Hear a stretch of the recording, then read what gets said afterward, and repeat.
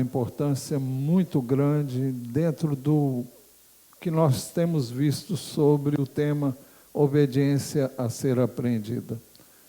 É de uma profundidade enorme o que nós vamos examinar nas Escrituras nesta manhã e vamos estar atentos àquilo que Deus quer nos falar através da sua palavra.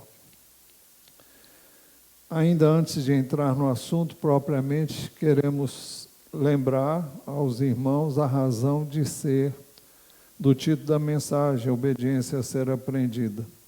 Ela tem como base o texto de Hebreus, capítulo 5, versículo 8, onde nós lemos assim: embora fosse filho, aprendeu a obediência pelas coisas que sofreu. O propósito do Senhor para nós, igreja do Senhor, é restaurar a obediência que foi perdida lá no Éden.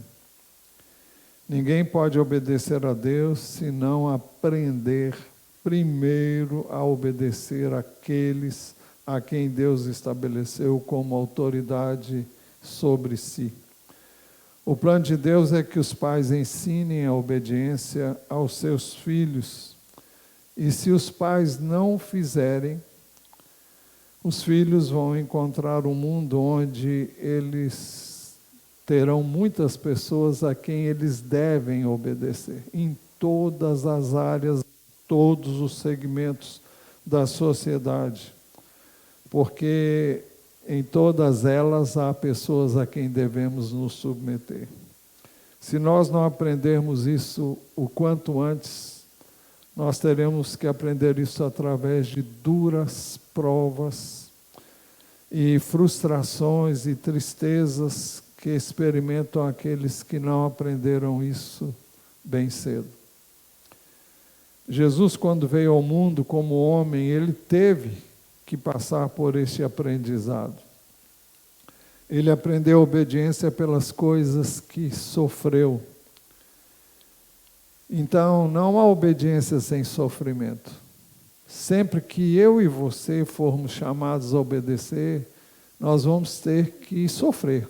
Sofrer por quê?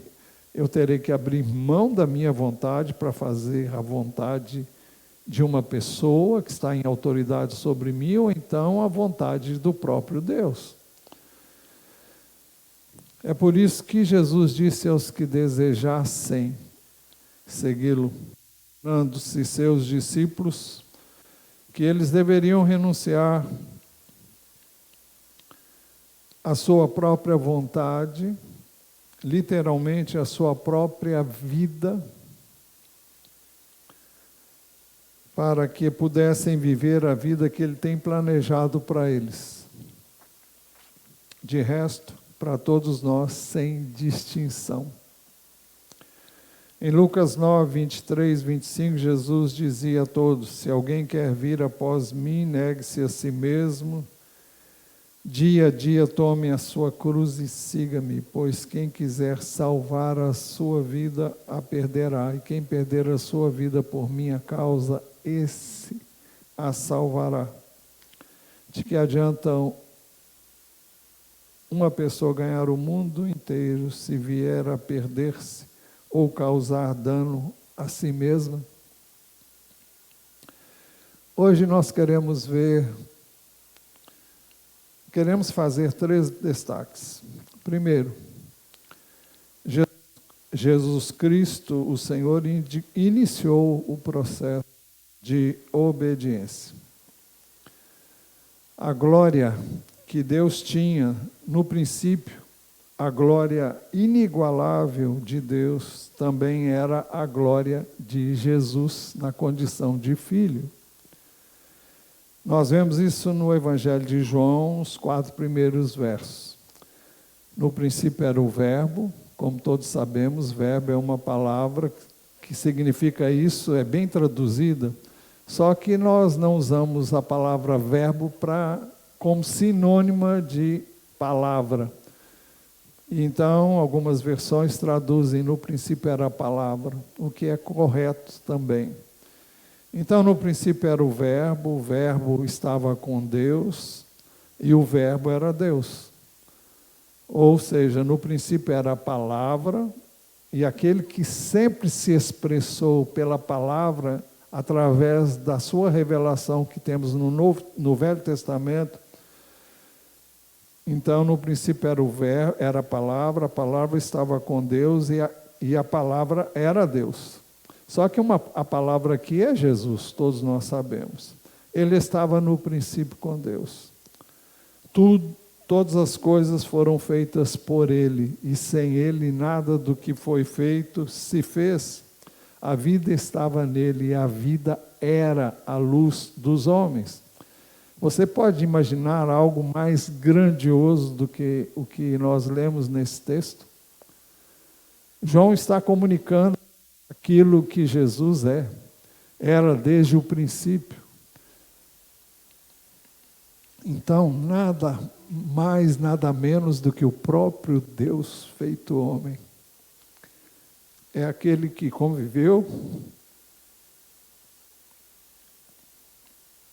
com aqueles que chamou para serem seus discípulos.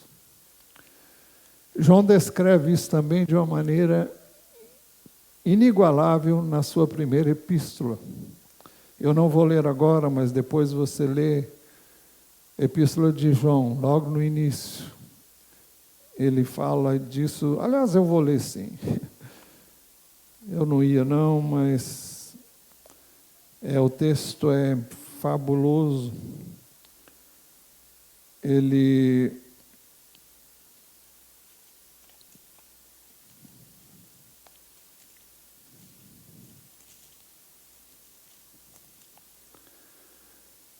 O que era desde o princípio, o que ouvimos, o que vimos,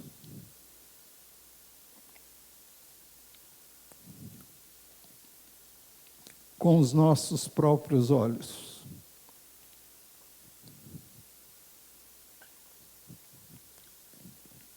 O que contemplamos e as nossas mãos apalparam a respeito do Verbo da vida, ou seja, a respeito da palavra da vida. E a vida se manifestou, e nós a vimos, e dela damos testemunho.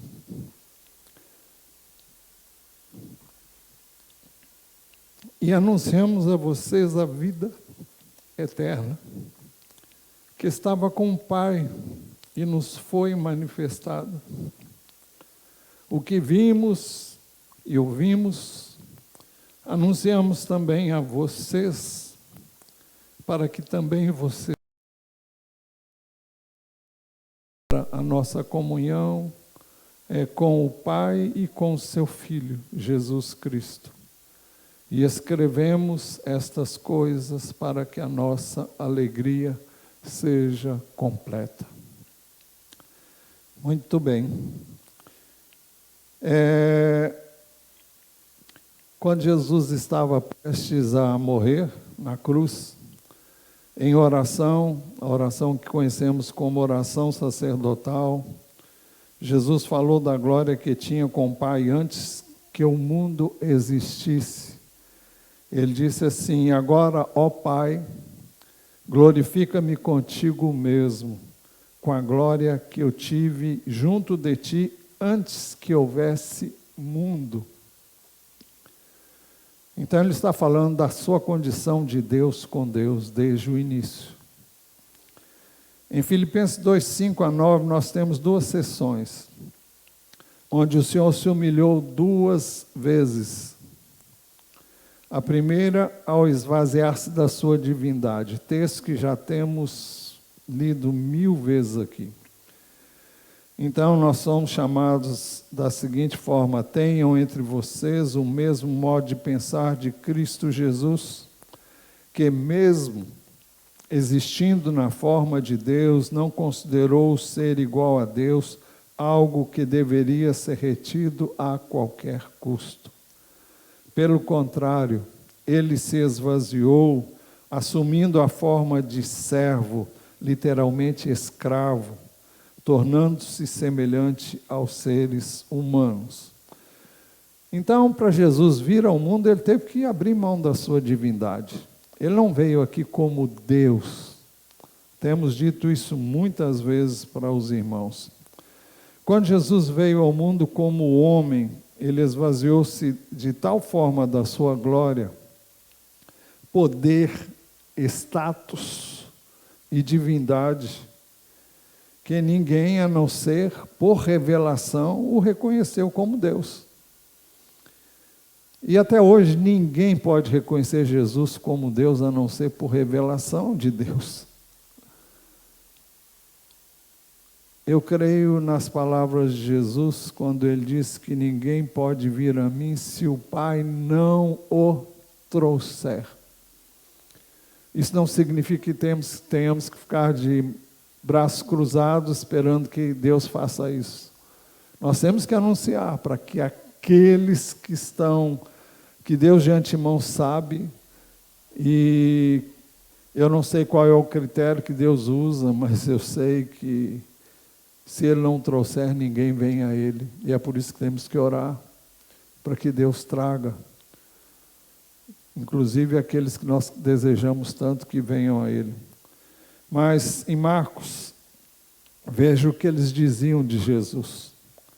Marcos 6,3, não é este o carpinteiro? O filho de Maria e irmão de Tiago, José, Judas e Simão? As suas irmãs não vivem aqui entre nós? E escandalizavam-se por causa dele. Então, a Bíblia nos diz em outro lugar que os próprios irmãos de Jesus não criam nele. Vieram a crer depois da sua ressurreição, mas até ele ir à cruz, ninguém tinha crido nele. Então o Senhor se humilhou duas vezes. Primeiro, ao esvaziar-se da sua divindade. A segunda, na sua humanidade, através da sua obediência. O texto diz em Filipenses 2:7b e 8.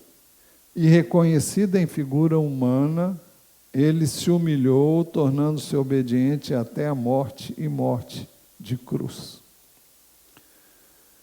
Como filho de boa vontade, ele submeteu-se à autoridade do Pai e declarou: o Pai é maior do que eu.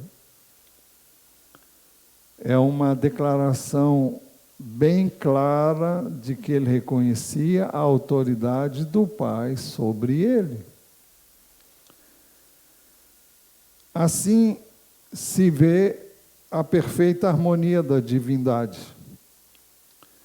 O Pai exerce o seu papel de cabeça. O Filho reage com obediência.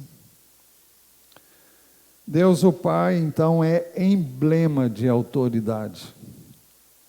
Deus, o Filho, assume a posição de símbolo de obediência.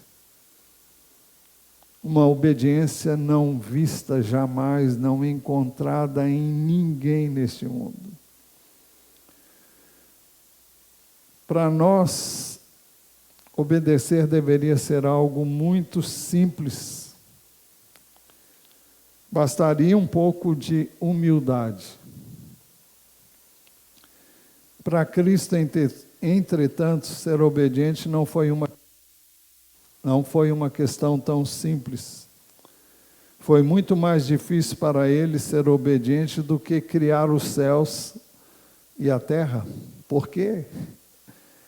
Porque ele teve de esvaziar-se de toda a glória, de todo o poder da sua divindade. Porque teve de assumir a forma de escravo para poder obedecer.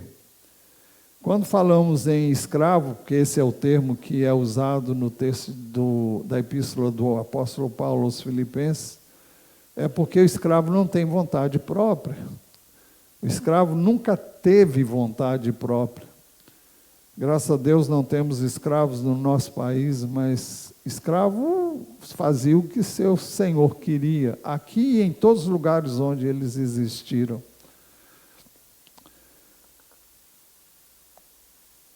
Então, Jesus teve que assumir a forma de escravo para poder obedecer. Originalmente, o Filho participou da mesma glória e autoridade com o Pai.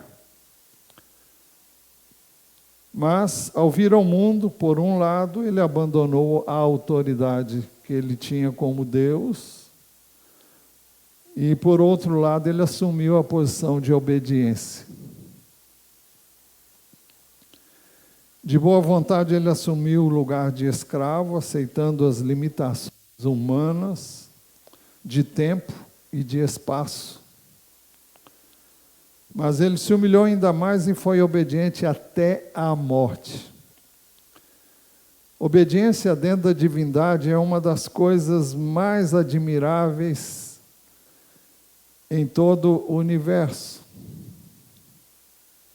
Cristo, sendo obediente até a morte, sofreu uma morte muitíssimo dolorosa e vergonhosa na cruz. Foi por isso que Deus o exaltou sobremaneira. Filipenses 2, 9 a 11 dizem assim: por isso também, por ter se humilhado, por ter obedecido até a morte, por isso também Deus o exaltou sobremaneira e lhe deu o nome que está acima de todo nome, para que ao nome de Jesus se dobre todo joelho, nos céus, na terra e debaixo da terra, e toda língua confesse que Jesus Cristo é Senhor, para a glória de Deus Pai. É o Filho obediente a quem o Pai exaltou. Esse é o modelo que Deus quis que nós tivéssemos. É esse o seu plano, é esse o seu propósito. Jesus ensinou que Deus humilha, aliás, que Deus exalta aquele que se humilha, e Ele humilha aquele que se exalta. Mas quem se humilha, Ele exalta. Este é um princípio divino. Nós dissemos que queríamos fazer 3 destaques. O primeiro é que Jesus Cristo, o Senhor, iniciou o processo de obediência. O segundo é que estar cheio de Cristo é estar cheio de obediência. Filipenses 2,5: tenham entre vocês o mesmo modo de pensar de Cristo Jesus. Quando Jesus deu início à obediência, o Pai se tornou cabeça de Cristo. Uma vez que a autoridade e a obediência foram atribuídas por Deus, instituídas, melhor dizendo, por Deus. É natural que aqueles que conhecem a Deus e a Cristo, então obedeçam. Jesus disse: por que vocês me chamam Senhor, Senhor, e não fazem o que eu mando? Mas aqueles que não conhecem a Deus, não conhecem a Cristo, não conhecem também a autoridade, a obediência. Cristo é o princípio da obediência. Por isso, uma pessoa cheia de Cristo será uma pessoa cheia de obediência. Alguns costumam perguntar: por que eu devo obedecer? Por que eu tenho que obedecer? Considerando o fato de que nós somos irmãos, por que eu deveria obedecer a você? Mas não cabe a quem quer que seja fazer estas perguntas. Nós sempre somos chamados a obedecer pessoas que nós, humanamente falando, não vemos nenhuma razão para obedecer a eles. Isso em todos os níveis possíveis e imagináveis. Se você olhar para a pessoa, você... por quê? Não tem explicação. Somente Jesus poderia fazer tais perguntas e ele não fez. Cristo representa a obediência que é tão perfeita quanto a autoridade de Deus. Então, que o Senhor tenha misericórdia daqueles que dizem conhecer a autoridade quando ainda não têm a obediência em suas vidas. Nós dissemos que queríamos fazer 3 destaques. Primeiro, que Jesus Cristo, o Senhor, iniciou o processo da obediência. Segundo, estar cheio de Cristo é estar cheio de obediência. E terceiro, o caminho que Jesus percorreu até que fosse feito Senhor pelo Pai. No que se refere à divindade, o Filho e o Pai são co-iguais. O verso 5, a segunda parte, fala assim, Cristo Jesus, e o verso 6, que mesmo existindo na forma de Deus, mesmo sendo Deus como Deus, não havia distinção alguma entre eles.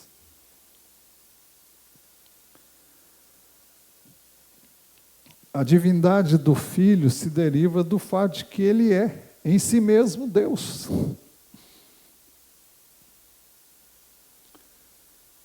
Mas o Filho anteriormente não era Senhor.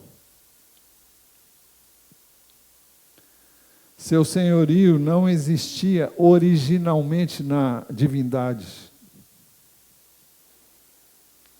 Essa posição lhe foi dada pelo Pai como resultado do que ele fez.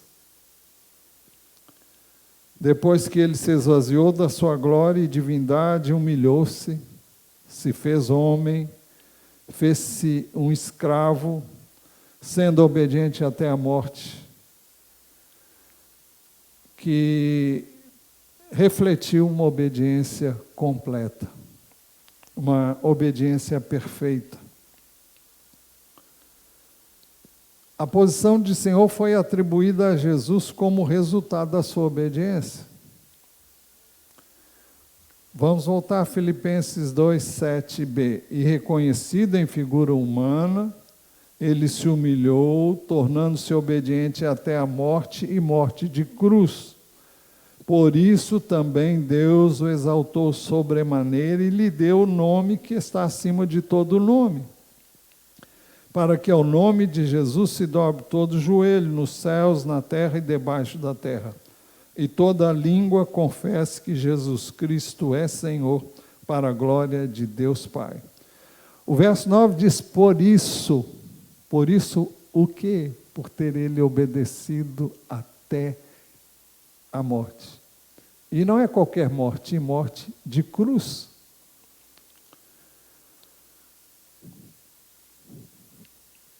Na triunidade divina, parece não haver dúvida quanto ao fato da autoridade do Pai, mas a autoridade não pode ser estabelecida no universo sem a obediência, pois a autoridade não pode existir sozinha. Não basta ter autoridade.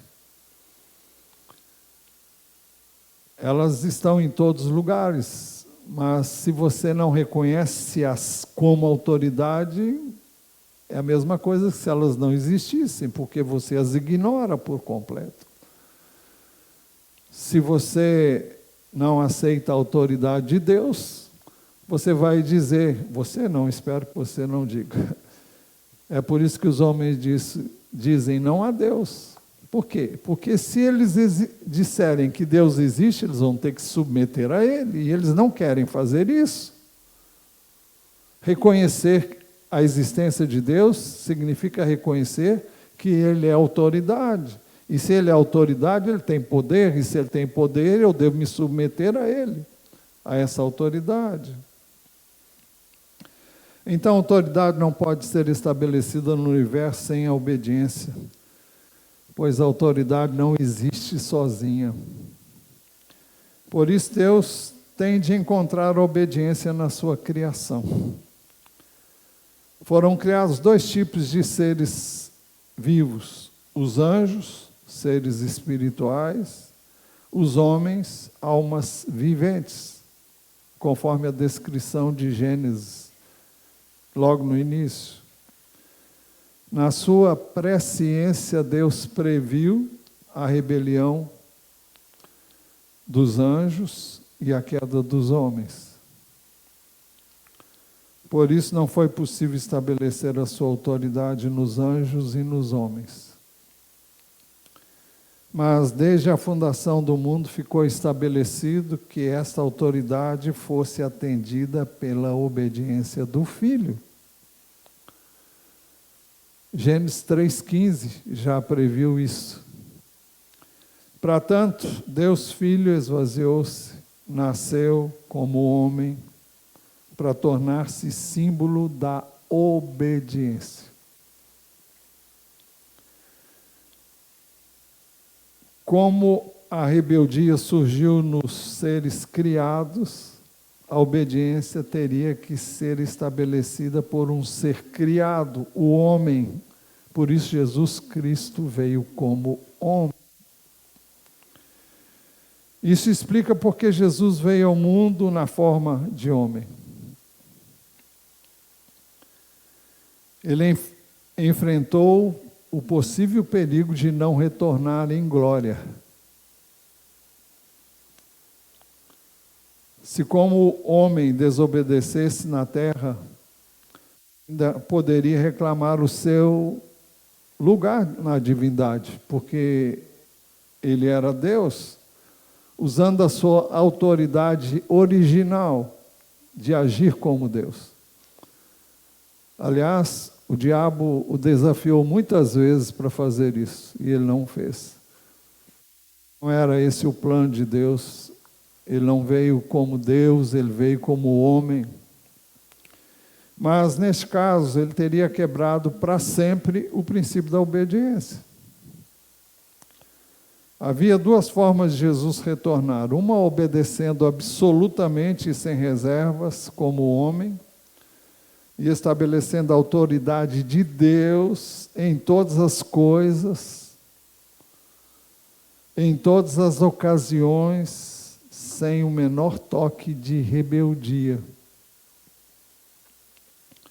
Assim, passo a passo, através da obediência de Deus, ele tornar-se-ia o Senhor de tudo. Outra seria forçando o seu caminho de volta, reclamando e usando a autoridade, o poder e a glória da sua divindade, se ele considerasse a obediência impossível, através da fraqueza e das limitações humanas. Mas Jesus preferiu a primeira, trilhando humildemente o caminho de obediência até a morte. E Hebreus capítulo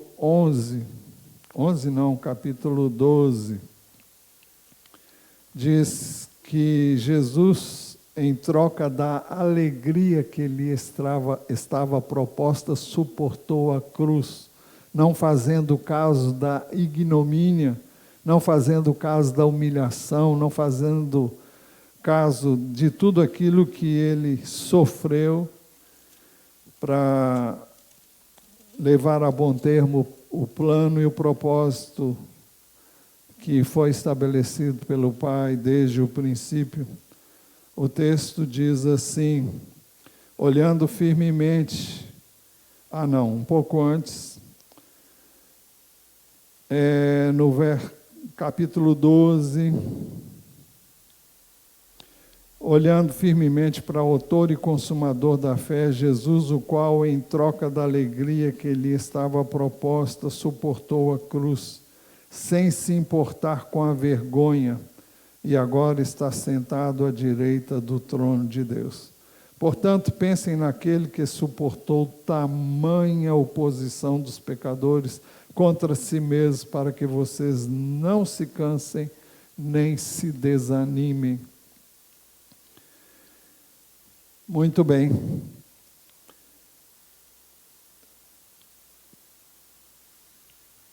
Se o Senhor Jesus falhasse no caminho da obediência, depois de renunciar sua glória, sua autoridade divina, assumir a forma de escravo, jamais retornaria com glória.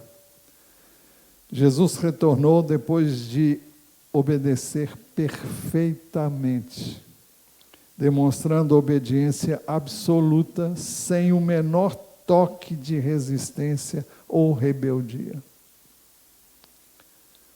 Por isso também Deus o exaltou sobremaneira e lhe deu o nome que está acima de todo nome, para que ao nome de Jesus se dobre todo joelho nos céus, na terra e debaixo da terra, e toda língua confesse que Jesus Cristo é Senhor, para a glória de Deus Pai. Assim, ao exaltar Jesus, Deus confirmou o princípio da obediência. É preciso que entendamos que este sempre foi o propósito de Deus. E Deus permitiu que o homem experimentasse a incapacidade que ele tem em si mesmo de obedecer. E hoje eu e você só podemos obedecer em Jesus. A Bíblia diz que o plano de Deus é que eu e você vivamos por meio de Jesus, nunca pelo nosso esforço, nunca pela nossa tenacidade, nunca pela nossa autodisciplina, mas uma submissão incondicional a Deus e a sua vontade, a sua palavra, e uma rendição a Ele. Eu não posso, mas Tu podes em mim. Vamos ser totalmente obedientes, sem o mais leve traço de rebeldia. O Filho retornou ao céu como homem, foi exaltado por Deus depois de obedecer, que obedeceu na semelhança de homem. O Senhor abandonou a sua glória quando veio, mas quando regressou, não só recebeu a mesma glória, mas recebeu glória ainda maior. Você já pararam para pensar que Deus falou agora, olha, é contigo. Você tem o controle de tudo, menos do Pai, né? Mas Deus deu tudo de bandeja para ele. As pessoas não têm a mínima ideia do que Jesus é, muitas vezes. Jesus é Senhor.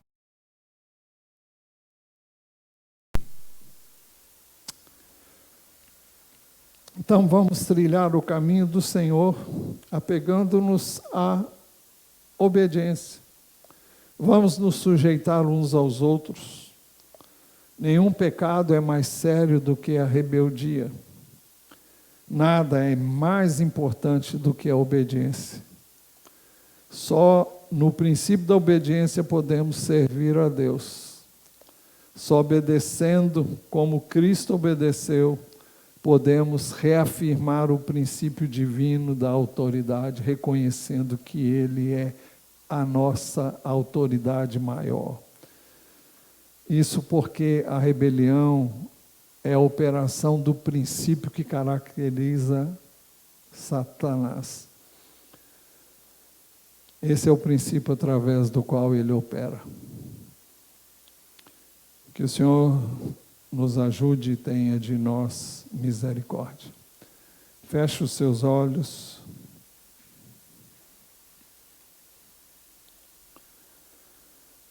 Senhor, nós te louvamos. Te louvamos por Jesus Cristo. Te louvamos pelo teu plano e pelo teu propósito eterno de mostrar em Jesus aquilo que nós devemos ser, não por nós mesmos, mas por meio dele. Portanto, faze-nos obedientes nele, por meio dele, através dele. Dá-nos, Deus, corações quebrantados, humildes. Leva-nos a uma rendição incondicional a Ti, a Tua palavra, a Tua vontade, que nada nos impeça de tal rendição, de tal entrega.